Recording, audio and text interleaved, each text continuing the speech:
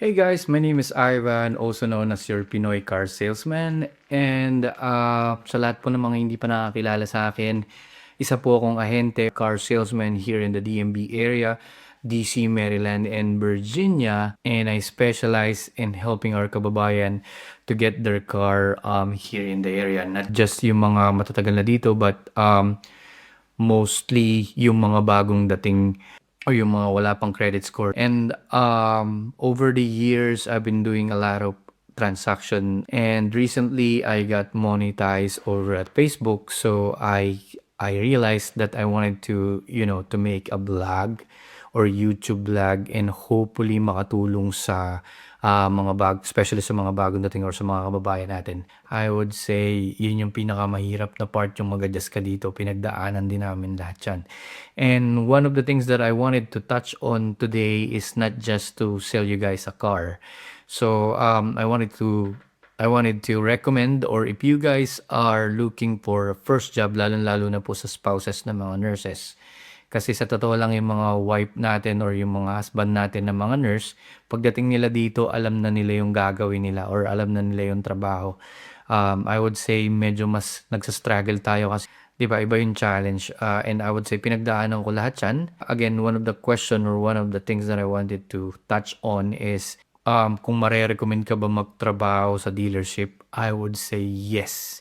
Maganda magtrabaho sa dealership for the following reason. Number one, pinakamagandang dahilan dyan is matututunan mo yung geographic location ng state na pinagtatrabahuan mo or state na kung saan ka nandun.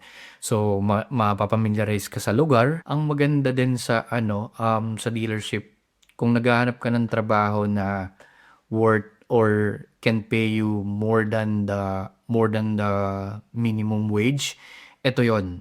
Pero hindi naman lahat, ibig ko sabihin, it's not a promise you're gonna work on it. Kapag nakakota ka, maganda yung sisweldohin mo. Pero kapag puro parang wala ka sa quota, nasa minimum wage ka lang. So, yun. If you're looking for a job na can pay more than the minimum, this is unlimited income. Kung mahilig ka sa sasakyan, and I know most of us are. So, lahat ng kotse halos mahahawakan mo. So, yun yung one of the advantage. Matututunan mo yung specs, matututunan mo yung reliability. Kung mahilig ka sa sasakyan, this is the best place to work. And number three reason I would say is matututunan mo yung banking or how the bank works, yung credit score. Matututunan mo kung paano mag-build, tapos ano yung requirements ng bank to get a car para sa specific situation, like let's say sa mga bagong dating or sa matagal na, sa excellent credit score or sa may credit challenge. So those are the things that you're gonna learn kapag nagtrabaho ka sa dealership. And then number four is communication. So matututunan mo makipag-communicate sa lahat ng mga taong nandito sa US. Here in Maryland kasi sobrang diverse. So they are maraming mga dito, mga race.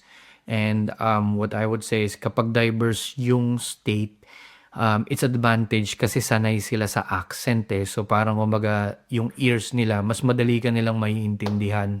So yun, what I would say is matututunan mo to communicate. Kasi ako nung bago ako, hindi rin ako ganun alam mo yun, lahat naman tayo nag-uumpisa sa ganun. English is your second language, so you're gonna need time para mag-compose. Hindi kaya natin na impromptu. So parang basically kapag nagtrabaho ka sa dealership, you don't have a choice. Kailangan mo silang kausapin. So, and eventually matututo ka doon. And yun, what the advantage, matututunan mo mag-build ng confidence, yun yung pinaka-importante. Tapos it will give you an experience to jump from your like let's say kung hindi talaga yung sales yung gusto mo, if kung gusto mo i-pursue kung whatever your career sa Pilipinas.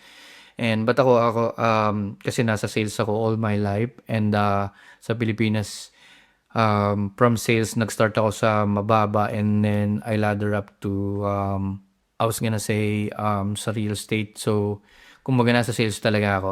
But then again, pagdating ko dito, My first job is not actually into the dealership, but since pagdating ko dito is pandemic, unang naging trabaho ko dito is DoorDash. Nagde-deliver ako ng mga pagkain. So again, guys, kung naghahanap kayo ng trabaho tapos wala muna kayong makita or alam mo yun, yung opportunities are not opening the doors or its doors for you, mag-start ka muna mag-deliver ng ng DoorDash or Uber kasi it will help you a lot. Saka dito decent naman yung pay sa mga ganun trabaho. And then after nun, kapag may mga nakilala ka ng mga kababayan natin, usually they will recommend you. Tapos ang maganda dito sa Amerika kasi kapag referral, malaki yung chance mo na makuha yung job. And